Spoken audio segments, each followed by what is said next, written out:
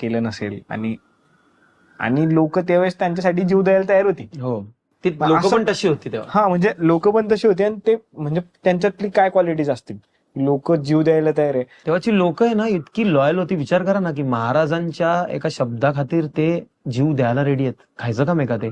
महाराज राहावे, महाराज जिने स्वराज्य सांभाळावं त्यासाठी लोकांनी किती प्राणांच्या आहुत्या दिल्या आहेत आणि हे खायचं काम नाहीये.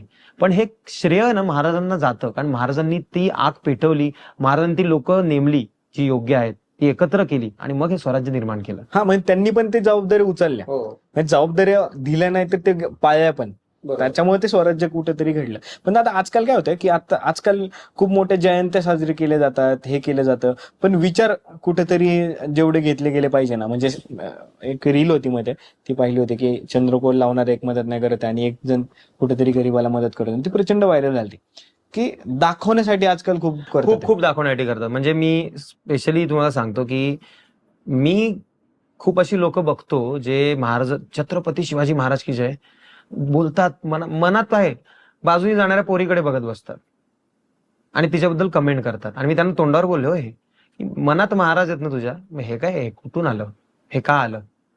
नाही आलं पाहिजे ना. अशी बरीच लोक आहेत की ते महाराज महाराज करतात, पण महाराजांबद्दल थोडंसं कोणतरी छत्रपती नाही बोललं त्याला मारायला हे निघतात. हे पोरींची छेड काढणारीच पोरी. अरे हे कुठलं प्रेम आहे आणि कुठली पिढी आहे काय कळतच नाही. जर तुमच्या मनात महाराज आहेत तर जर एखादा व्यक्ती छत्रपती नाही बोलला त्याला मारायचं नाही, तुम्ही त्याला प्रेमाने समजवा.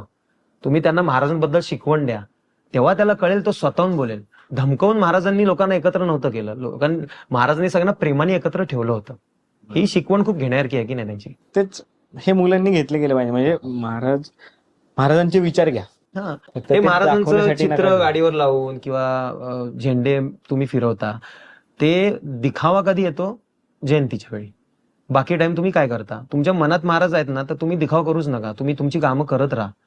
ते आपण लोकांसाठी जे करतोय ना ते लोकांना दाखवायला नाही करावं, ते आपल्यासाठी करावं, की आपल्या मनाच्या शांतीसाठी आणि लोकांचं भलवण्यासाठी असावं.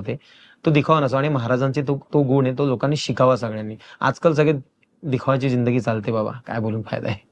इथे खूप फेमस